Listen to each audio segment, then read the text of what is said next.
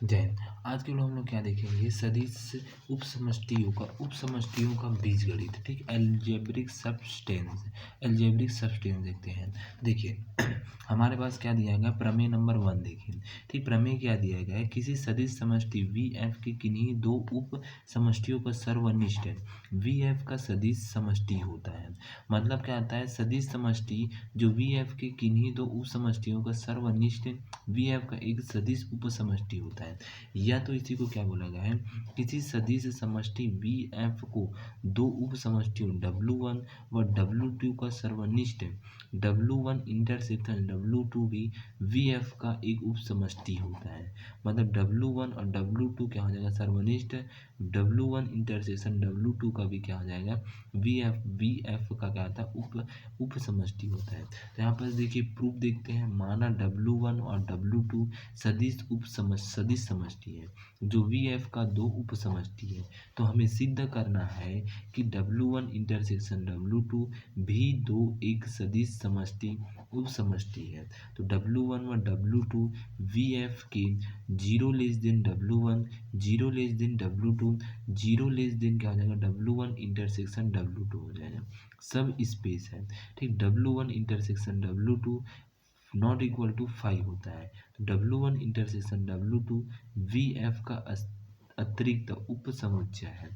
तो माना A comma B tends to क्या हो जाएगा, F हो जाएगा। तो alpha comma beta tends to क्या हो जाएगा, W1 इंटरसेक्शन W2।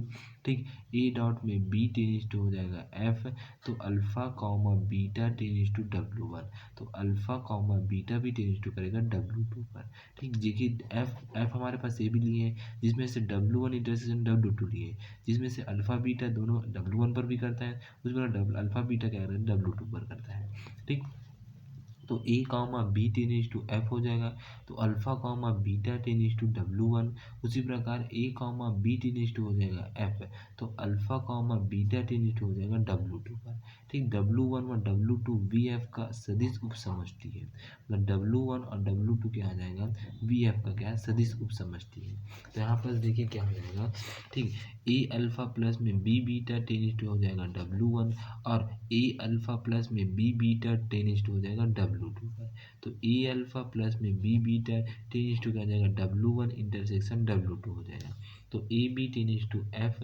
तो alpha comma beta tends to हो जाएगा W1 इंटरसेक्शन W2।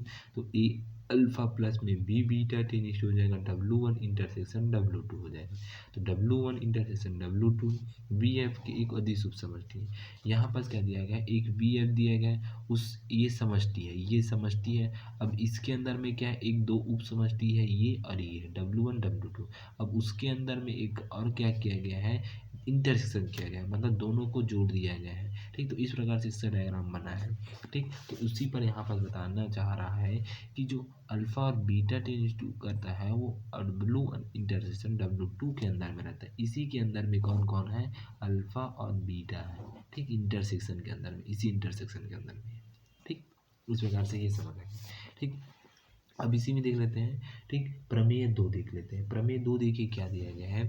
ठीक, एक सदिश समष्टि के किसी उप समष्टियों के कुल का सर्वनिष्ठ एक उप समष्टि होता है। मतलब एक सदिश समष्टि के किसी उप समष्टि का, कोई सदिश समष्टि दिया है, उसका उप समष्टि का कुल सर्वनिष्ठ एक उप समष्टि ही होता है। जो उसका पूरा कुल है, उसका सर्वनिष्ठ क्या होता है, एक उप समष्टि ही होता है। तो माना प्रूफ देखते हैं। माना WI, ठीक, I टेनिस टू करता है I पर, एक सदिश समष्टि है वी एफ की उप समष्टि का एक स्वेच्छक संग्रहण है, जहाँ I कोई संसूचक समुच्चय है।